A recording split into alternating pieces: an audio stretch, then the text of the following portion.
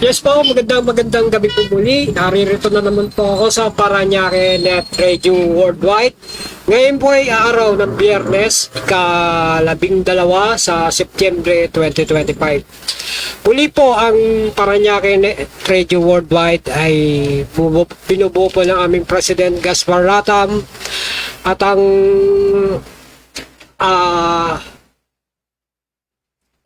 Philippine Online Broadcasting Association sa pamumuno po ni Mr. Errol Dacame, at shout out po sa lahat ng mga kasama namin din sa media sa araw-araw ng pamumuhay. Nandiyan po sila lagi katambay kung ano man ang mangyayari sa kapaligiran. Nandiyan po sila ready magbalita.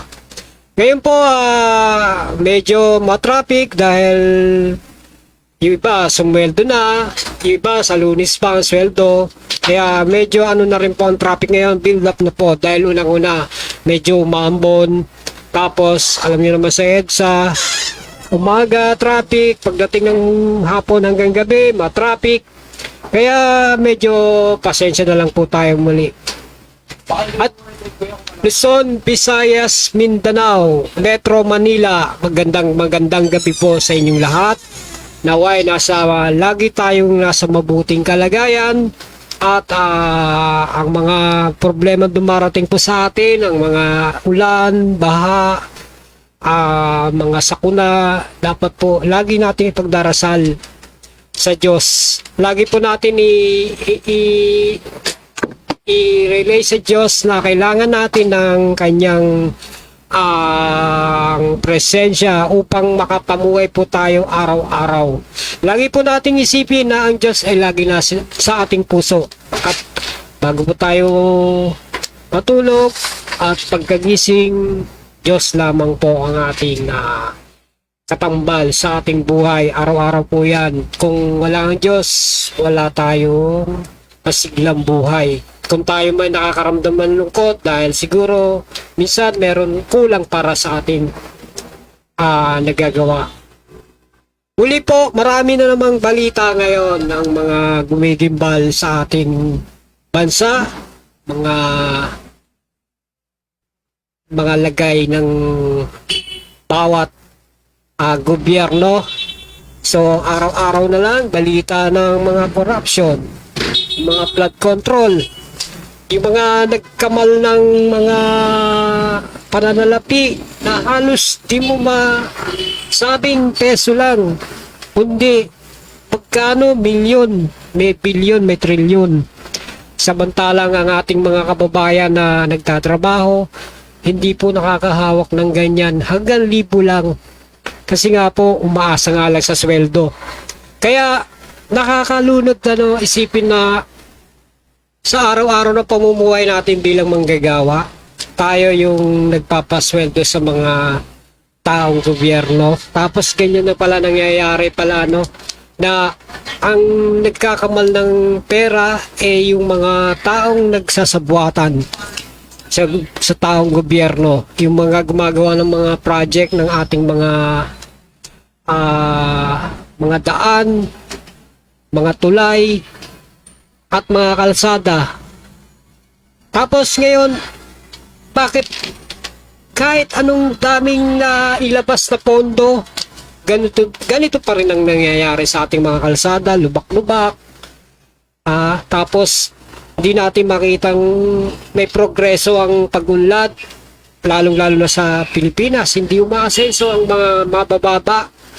Ang umaasenso yung mga nasa itaas ng ulo ng yung mga nakakaangat. Sila yung namumuhunan, sila rin yung nagiging isang bagay na kaya dumadapa ang isang bansa. Dahil dun nga nanggagaling yung pagiging mapirwara sa gastusan. Binubulsa ang sobrang pera para yumaman, na mayaman na lalo pang nagpayaman. So ano nangyayari sa ating bansa Pilipinas? Tingnan nyo na lang nangyayari sa Senado, sa Kongreso.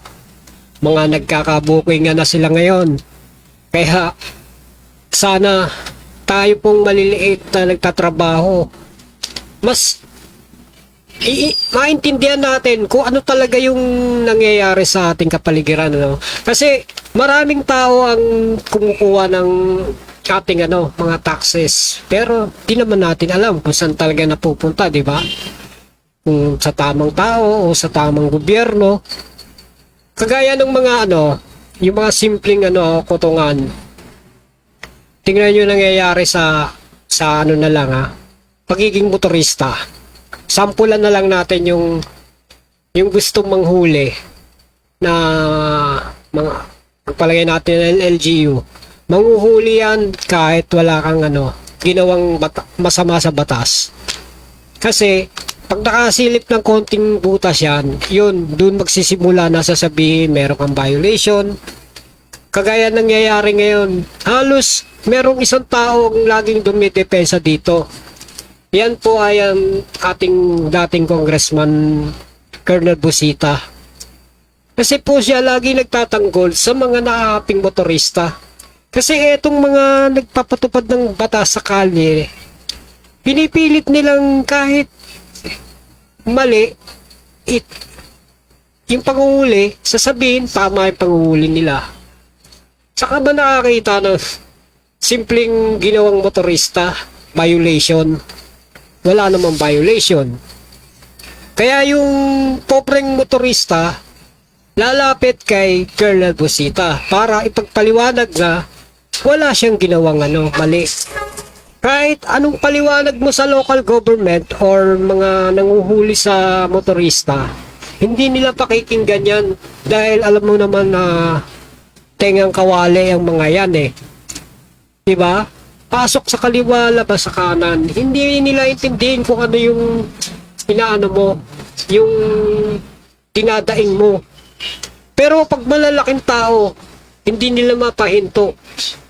Ang pinapahinto lang nila yung mga truck na nagkarga na lang ng may karga lang, motor na kahit wala namang violation, sasabihin may violation. So, ano na nangyari sa Pilipinas? Bakit may mga ganito pa ring mga enforcer na hindi siya makontento kung ano man meron siya sa bulsa niya? Kailangan niya pang manghuli para sabihin kung gusto mo, mareglo ka na lang. Parang ganun lang. Kaya nangyayari, buti na lang meron tayong isang Colonel Busita na nagtatanggol. Siya lang ang tanging nag-iisa na gumagawa niyan. Samantalang yung mga congressman, mga senador, wala kang naririnig dyan na pinagtatanggol ang mga motorista. Ang pinagtatanggol lagi nila yung mga nangurakot. Meron isang senador dyan na kasapwa. Sabi nila, kaya di magkanda tuto kung ano na nangyayari sa kanya. Dahil pinararatangan nga, sila nagpaparatangan. Kasi ang mga congressman talagang meron din sahod yan. Kasi siyempre, ikaw ba naman ang maging taong gobyerno? Meron kakapitan na taong gobyerno rin. Yan ang mga senador at mga congressman. Kasi bati-bati yan pagdating sa mga ganyan. Di po ba ang mga custom noon, naging rin yan, controversial dahil yung mga sumusweldo ng eksakto lang, biglang taas din ang sweldo. Kaya malaking bagay talaga yung SALN na dyan mapapatunayan kung talagang meron kang yaman o wala. Kaya may SALN Statement of Asset and Liabilities. Yan ang kailangan talaga laging busisiin sa mga taong gobyerno.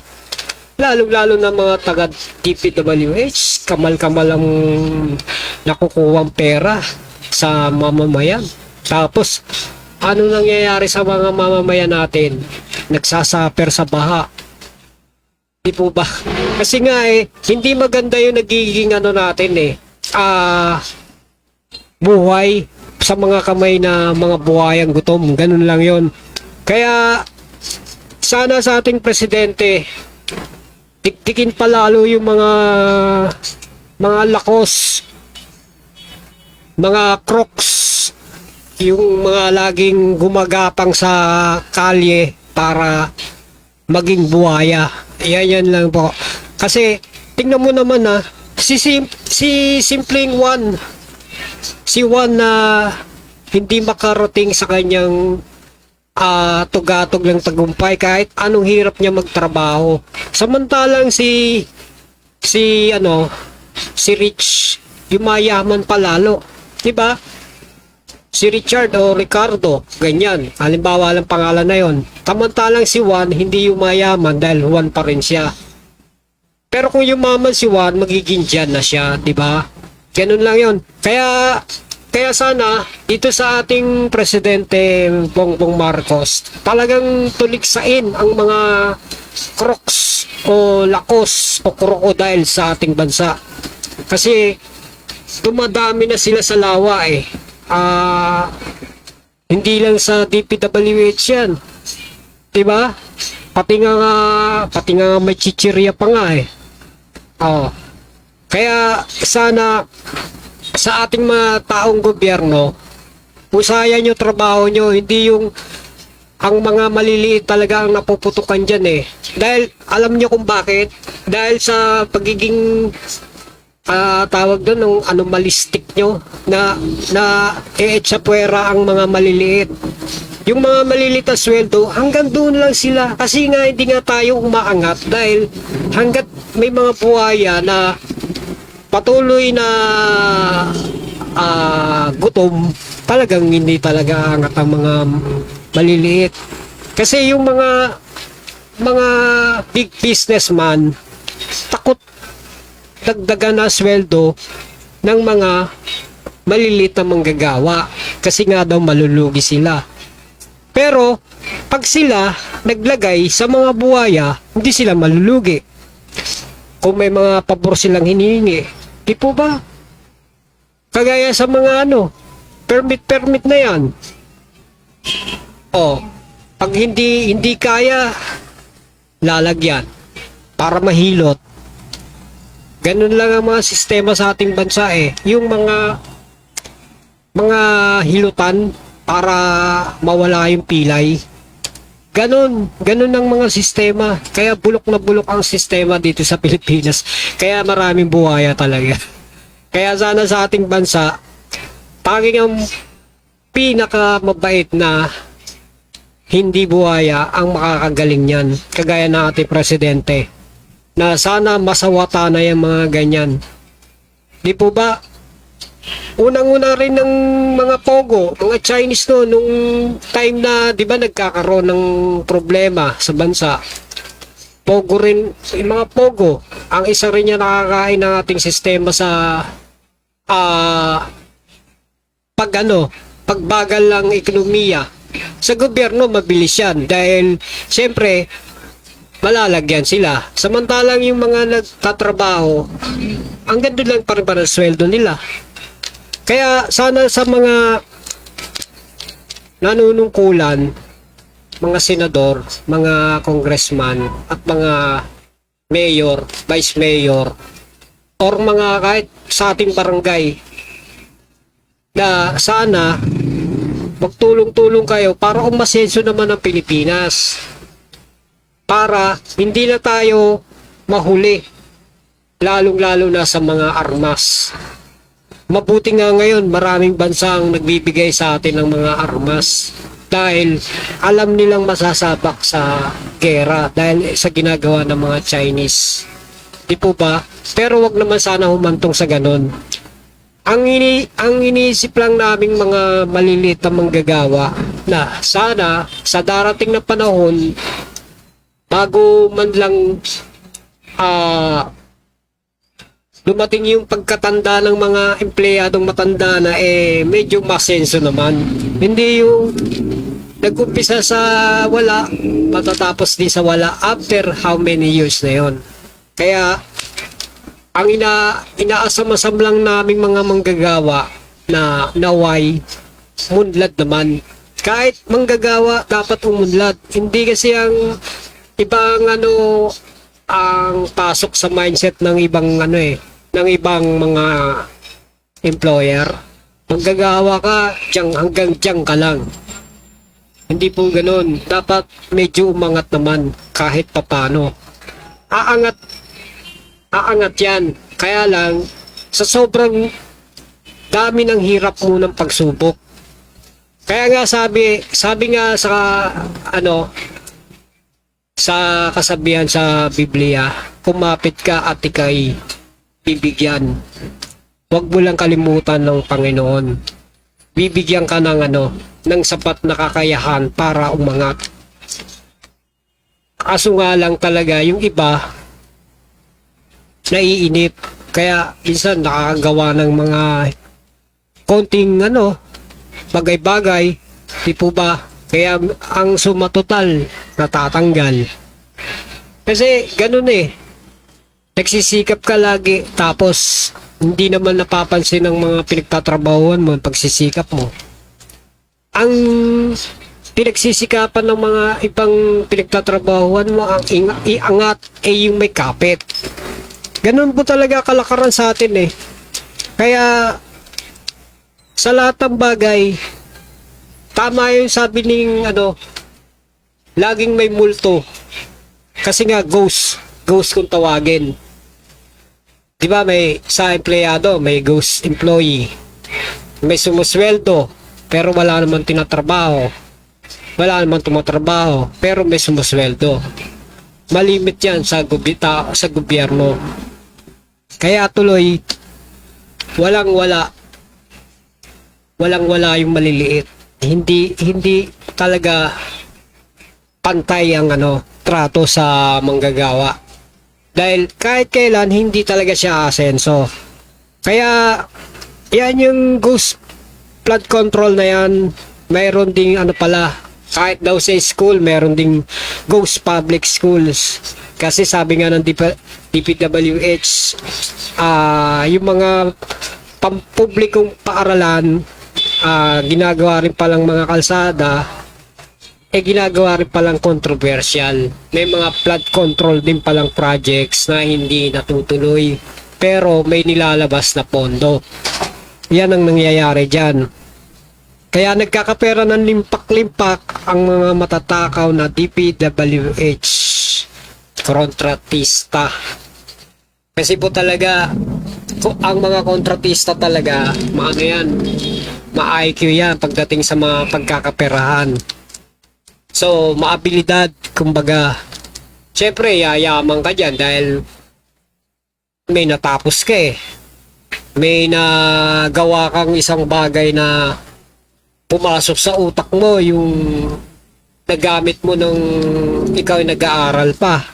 Kaya kung natapos ka doon sa pagiging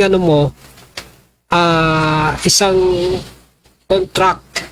kontrata, halimbawa, nakapagtapos ka ng enyehero, magagamit mo yon dun sa bagay-bagay na mga project dahil meron kang IQ. Diba? Kaya sana sa mga lahat, lumaban lang tayo ng parehas. Hindi tayo yung tipong nakatapos tayo ng pag-aaral tapos di naman natin nagagamit sa tama. Ano na mangyayari sa ating bansa? Kagaya niyang project na yan, yung project sa daan, project sa building, project sa mga tulay-tulay. Pag hindi mo gilandahan yung performance mo dyan bilang contractor, talagang mapupulaan ka kasi ikaw yung nag-project yan. Tapos biglang magkakaroon pala ng problema, magkakabitak-bitak, babagsak.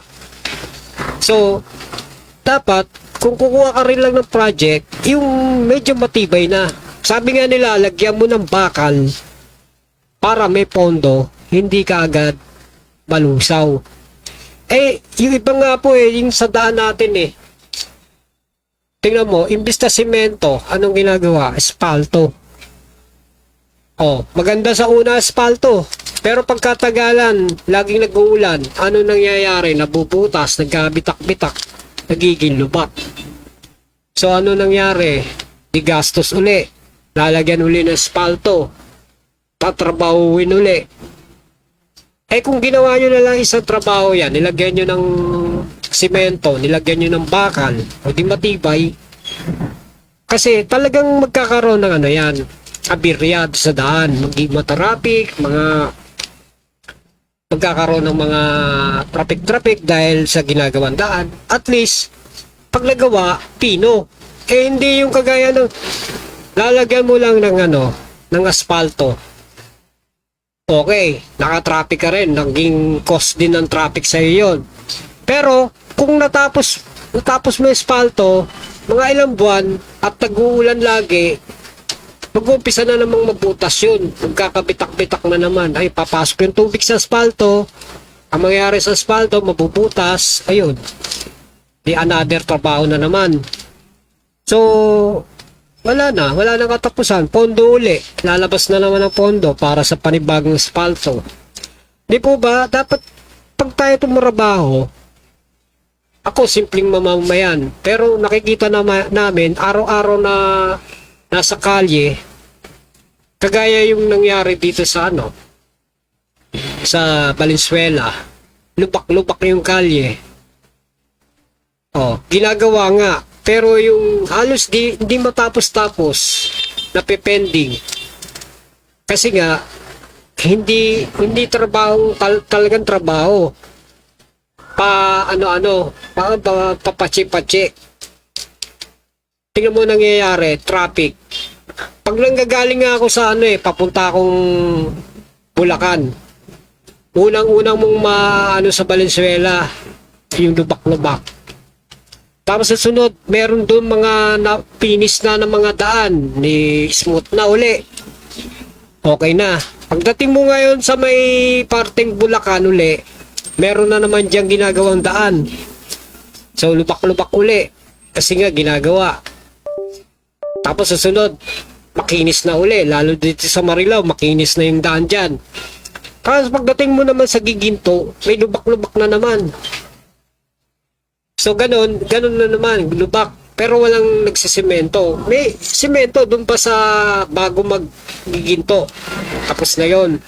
Pero dito sa pagdating sa may pinaka bago mag-expressway na papuntang Giginto, may lubak-lubak din dyan. Kaya nagkakongso din ng traffic. Pag ako dumaan dyan ng tanghali, sabay-sabay na yan.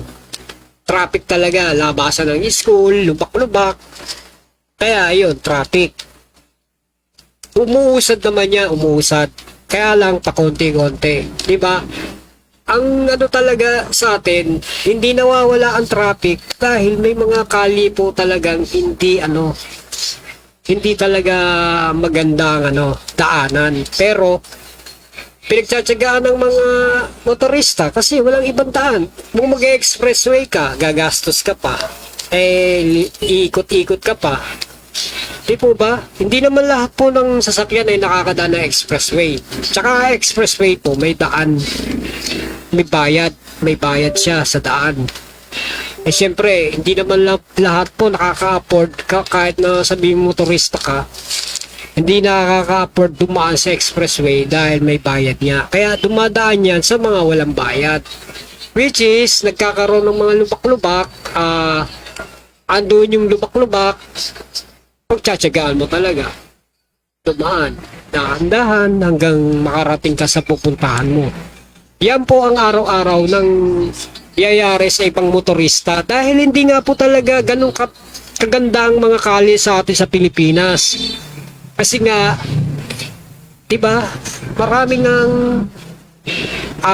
mga nangungurakot, mga taga-DPWH, may kasabot pang mga taga-gobyerno, kaya wala talaga, walang pupuntahan. Ngayon nabunyag na yan, siguro, yung iba, gagawin ng tama na yung trabaho dahil nabunyag na eh. So, sana tuloy-tuloy na yung ganun. Hindi yung tengang kawali lang tayo sa mga sa mga nangyayari or ningaskugun lang tayo. Dapat aksyonan talaga yan. Di po ba? Kaya sa lahat ng mga nakaka-obserba ng nangyayari sa ating bansa,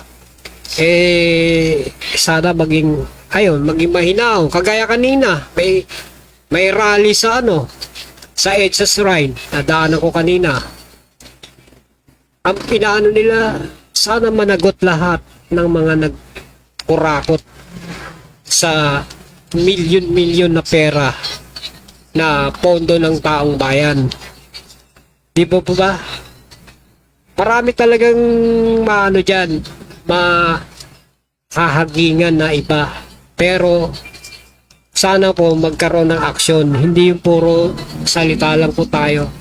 Kasi sa isang kumpanya, tingnan nyo, sa isang kumpanya, ang empleyado, kapag nakagawa ng pagkakamalian, mauwi sa talaga yan sa pagkasipak. Konting explanation lang yan. Sasabihin ng pinakamataas sa kumpanya, hindi na maganda yung ginawa mo. Pag-disipak ka na. Yung iba, binibigyan ng due process, binababaan ng memo. Etong mga nangurakot sa atin, kailangan todo ebidensya pa yan. Kailangan meron kang katibayan na gumawa siya ng ganun. Anomalya. Kahit may pa sa Senado yan, mga hearing. Titingnan lang yan, titingnan kung talaga kung makakasuhan o hindi. Kaya iba talaga pag mga empleyado ka, madali ka sipakin. Pero pag mga taong gobyerno na gumawa ng mga anomalya, marami pang proseso yan. Dadaan pa sa due process. Sa mga empleyado naman, may due process yan. Bibigyan ka ng memo.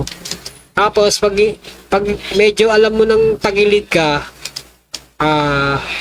dahil bibigyan ka ng 24 hours ng written para sumagot dun sa sa memo nila. Kaya yun din ang nun, suma total, pero magkaiba nga lang talaga ang akusa. Ito mas malaki milyon.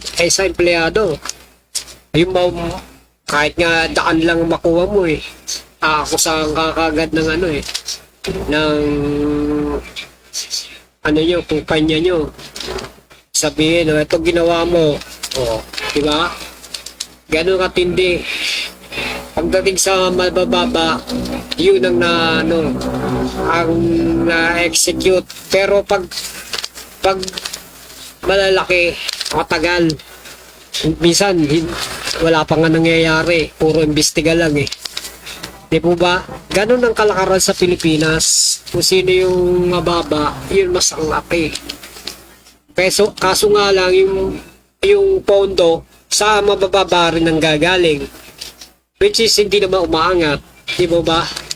Kaya mas maganda pa rin talaga kung magne-negosyo ka na lang, mababa ka pa lang, alam mo na kung paano paikutin ng pere. Kasi kung aantayin ka lang sa sweldo mo, walang mangyayari talaga. Kaya maging tayo, aware na lang sana na sa susunod, kilalanin natin yung mga ating mga iluluklok sa gobyerno. Kasi kagaya nga po na sinabi ko kanina, si Colonel Busita po, sayang po kasi pinaglalaban yung katotohanan, pero tingnan mo nangyari. Hindi man lang siya naka sa Senado, nakaapa, kasi nga maraming tao kapag alam nilang mapera, nandun sila. Hindi nila iniisip yung credential na pagkatao. Yung meron siyang motibo na paunlarin ang nasasakupan niya. Yung iba kasi porket kilala nilang politiko, makikisawsaw, tas bibigyan ng pera ng politiko. Kaya ang boto hindi napupunta sa tamang tao, sa maling tao. Kaya maging na tayo, dapat stricto na tayo sa ganyan kasi nga hindi natin masawata talaga yung pera-pera system na kapag ang botohan di ba, ibibigay sa iyo boto mo si ganito. Yung botante naman sunod agad. Kasi nakikinabang din sila kapag nanalo yun. Kasi nga, siyempre, idol nila rin yun. Pero nakakapagtaka lang talaga yung katulad ni Colonel Busita, hindi pumasok sa sa pagkasenador. Kasi nga, hindi tugma yung pagiging maisip natin, laging lihis sa katotohanan. Ganyan po ang Pilipinas. Kung sino yung mas maayos, mas iniitsipwera. Pero kung baga sa gusgusin, mayaman at gusgusin, 'di ba? Malaki ang difference, pero yung pagkatao, minsan mas kakampihan pa ng yung mayaman kahit anong niyan, kahit anong pagkabastos niyan kumpara sa pulubi or mahirap na tao kasi wala siyang pera. Kasi nga mas pinapaboran yung mapera kaysa sa hindi. Ganun yun. Kaya sa lahat po ng mga tao, mag-isip-isip na po tayo sa mga susunod na magkaroon tayo ng election. Iboto natin yung tama, hindi yung lagi tayong lang sa pera, depende. Kasi nga, yun na po talaga ang natin naging kasanayan. Kaya tingnan mo nangyayari sa bansa natin. Kapag may lumapit sa kanilang mga kurakot na may business, tingnan mo, humihingi ng pabor. Bigay naman si politiko. Di po ba? Kaya nangyayari, ayan. Anong nangyayari sa bansa natin? Di po ba? Wala. Hindi talaga tayo aasenso. Maigi na nga lang yung mga taong yung mga simple lang ang buhay. Gagastos lang ang araw-araw. Yun nga lang minsan, siyempre walang pambili, di aantayin pa sweldo. Kasi sa aming mga manggagawa, ako matagal na ako bilang manggagawa, isinishare ko lang na hindi lang pala dapat isa lang ang trabaho mo. Marami, 2 o 3. Hanga nga ako dun sa mga nagmumotor yung mga grab driver, mga nagpo-food panda, nagtsatsaga talaga sila. Kasi nga sa hirap ng buhay sa Pilipinas, kaya nga humihirap ang buhay sa Pilipinas kasi marami nga pala talaga nangungurakot sa ating bansa. Hindi talaga tayo aasenso. Hanggang dito lang tayo. Kasi nga naging na nila yun naging ugali na ng iba, bulsa muna bago iba. Tapos pag nagkamal na sila ng pera pa-abroad na lang, pa-trip na lang sa ibang bansa para magsaya, samantalang yung mga empleyadong mabababa, sige sikap na sikap yun. Hanggang yung iba magkasakit na sa sobrang pagsisikap, pagtatrabaho. Kaya sana magising tayo minsan ng katotohanan nandito lang sa kapiligiran. Shout out din pala sa aking Mrs. na sis Winnie Santeco at ang aking mga anak. Ganon din kay Syran Santeco Ibarola at kay Neo Ibarola. Shoutout din po sa aking apo na si Sayon at si Sio. Sana lagi po tayo nasa healthy. Ganun din po kay kumadre at kumpadre na nanay at tatay ni Neo. At ganun din sa mga Marquez family. Kala ate ni ayan, at sa kanyang may asawa. At sa aking pinsan na si Dina Malong Rodriguez na nasa US, happy birthday po. Ganun din po ang mga naka-birthday itong September. Happy birthday po sa inyong lahat. Ang alam ko si Lorelai Bautista, birthday din yata Shoutout sa iyo, Lorelai Bautista. At ganun din po kay Attorney Carpio na nag-birthday din nung 4 September po. September 4. At ganun din po ang aking anak na si Nicolas Santiago na magbe-birthday sa September 20. Ayan. At sa aming Los Padres de Santo Niño, ayan, shoutout po sa aming President Mel Marquez, Vice President Adli Villapuerte, Vice President Rick Gonzales, kay Engineer Alex Gregorio at kay Mr. Val Marquez. Ganun din po sa aming mga katropang ibayo. Ayan, sa aming President Joey Lorenzo, Vice President JR Ka, at sa mga aming mga kasamahan na miyembro at mga board member. Ayan, sana po nasa mabuti po tayo lagi, malayo sa sakit, at higit sa lahat, sana madagdagan po ang ating mga lakas para maisa katuparan natin ating adhikain ang mapalago ang Los Padres de Santo Niño at ang Tropang Ibayo. Yon, ganun din po ang aming barangay captain na si Cap Janico. Shout out po sa inyo at kasama na inyong mga nasasakupan at ang barangay Santo Niño, na sana po yung mga nagtatapon ng basura antayin nyo lang dumating yung truck at kariton. At sana mag-grouping lagi po ang mga ang mga ating barangay para matapos minsan may mga nangyayaring mga hold-upan o mga snatch o nakawan ng bisikleta dyan sa ating barangay. Kasi lalong-lalo na yung mga laging gising ng madaling araw, yan po talaga ang mga tirador dyan Dapat dyan talaga iniikutan, lalong-lalo na dyan sa Wawa, sa Dahlia Street. Dyan, sa tabi ng Dali, may mga tumatambay dyan ng madaling araw. Hindi mo iniisip kung tambay lang ba o may iniisip na iba. Kaya, sana po, ikutan po ng Barangay Santo Niño yan. Para, kung sakaling may gawin, mahuli. Kasi po, dyan talaga po tayo masasawata ang mga krimen kung ang mga ating barangay alerto. Kasi ikot lang naman, ronda kumbaga.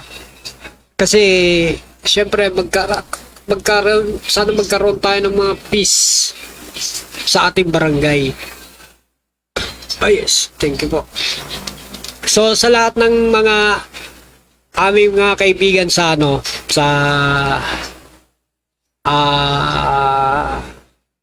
dyan sa Santo Niño, shout out po sa inyo lahat sa aming mga kaibigan. Hindi lang po Tropang Ibayo at Los Padres. Ganun din po ang MFC, ang aming Ministry of Family in Christ. Shout out po kay Attorney George Sirang at sa kanyang may bahay. Ganun din po kasama ng aming mga leader na sila Frank Padilla at ang kanyang pamilya. Sana po lagi po kayo nasa good health kasi po syempre tayo na nagkakaedad na. Ang alam ko medyo may sakit na rin si Frank Padilla si Servant Frank Padilla. Sana po lagi po kayong kasiya ng kamay ng ating Panginoon kasi syempre pag mataas ang kumpiyansa mo sa ating Panginoon, gagaling po tayo sa Kanya. Kaya, yon. At sa mga kanyang nasasakupan, maging matatag sa lahat. So, ayan, sana po, pagbigyan nyo na po yung aming mga kahilingan na sana po sa mga susunod na mga darating na panahon, maging ayos na po ang bansang Pilipinas. Kasi po talaga nakakaumay na yung mga nangyayari, lalo na yung mga nangyari dito sa ating mga sabungeros. Sana mabigyan na ng hustisya o sino man dapat managot dyan. Hindi yung parang dahil lang dito sa anomalya sa flood control project na to, parang sasapawan pa yung ano. Pero siguro naman gumagalaw din ang ating hustisya para mapanagot yung mga tunay na salarin dyan sa ano, dyan sa mga Los Sabongeros. Kasi nga po, nakakaawa na po yung mga pamilya sa tagal ng panahon na naghihintay nila ng justice sa kanilang mga mahal sa buhay. Kaya sana po lagi po tayong magdasal, lalo mga pamilya ng mga nawala ng sa Sabongeros. So maging mahinahon po tayo sa lahat ng pagkakataon na kasi po yung ibang syempre mag-iisip ng yan, paraan para makatakas sa kanilang ginawang krimen. Di po ba? I-divert yan para hindi makuha ang katarungan. So, shoutout din po ulit kay Mr. Regino Capua at kay Mr. Rico Arreglo. Sana po nanonood kayo para magkausap-usap po tayo muli na mabuo ang ating team. Malapit na po ang ating anniversary. Sana po lumabas na po kayo at magkaisa tayo na magsama-sama para ang ating Parañaque Net Radio Worldwide medyo maging uli, magkaroon ng kumbaga reunion na magsama-sama uli. Kasi minsan parang tayo minsan pasakali na lang minsan di po ba? Ganun din po sa tropa ng ng Arsap Bontiparlas. Ayan, isa rin niya sumusuporta sa Parañaque Net at karamihan po dyan ang puso ay nasa Parañaque Net Radio Worldwide. Ganun din po sa aming mga taga-kasamaan sa media. Ayan, sana po magkasama-sama ulit tayo sa mga susunod na magkita-kita tayo at siyempre minsan di na tayo nagkikita So sa aming president, sana lagi po siyang good health kasama ng kanyang pamilya at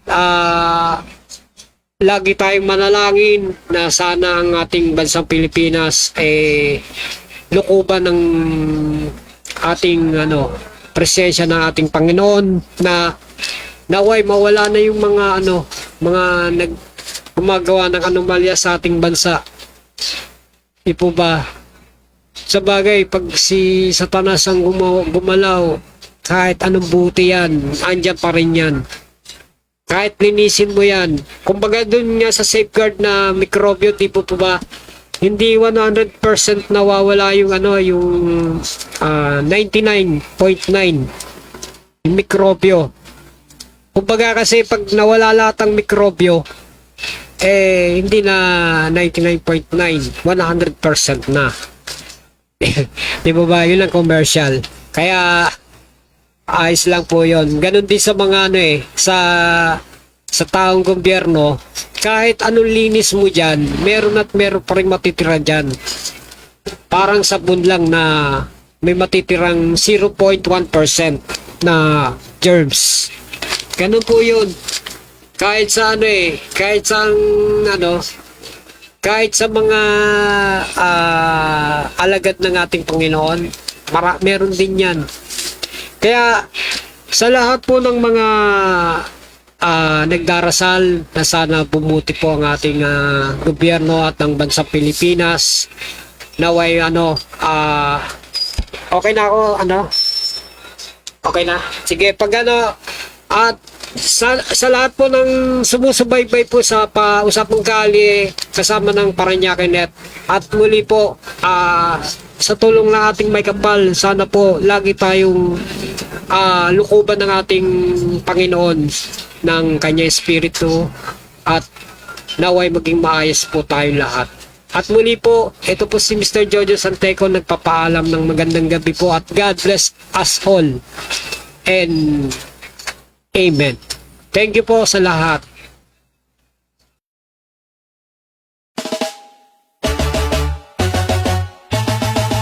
Paranaque, Netrejo, kami ang kasama mo. Hatid ay saya't kwento sa bawat panin ng mundo. Kasama si Gaspar Latam, tagapagbalitang tapat. Laging nasa ere, serbisyo ay sapat. Oh, Paranaque, Netrejo worldwide, boses ng bayan, boses ng mundo. At kasama si Gaspar Latam, laging handang magatid ng totoo sa himpapawid. Boses ay malinaw, balita't musika sa puso'y dumadlaw. Mula sa bayan ng Paranaque hanggang sa dulo ng mundo, dalay pag-asa at ngiti. O Paranaque, Netrejo, kami ang kasama mo. Hatid ay saya't kwento sa bawat panig ng mundo. Kasama si Gaspar Latam, tagapagbalitang tapat. Laging nasa ere, serbisyo ay sapat. Kwento ng masa, boses ng bawat isa. Makulay na buhay dito ay nagsasama. Walang hadlang, oras o distansya, basta't neto'y bukas, abot namin ang lahat. O Paranaque, Netrejo, kami ang kasama mo. Hatid ay saya't kwento sa bawat panig ng mundo. Kasama si Gaspar Latam, tagapagbalitang tapat. Laging nasa ere, serbisyo ay sapat. Kung Paranaque, Netrejo worldwide, boses ng bayan, boses ng mundo. Pagkasama si Gaspar Latam,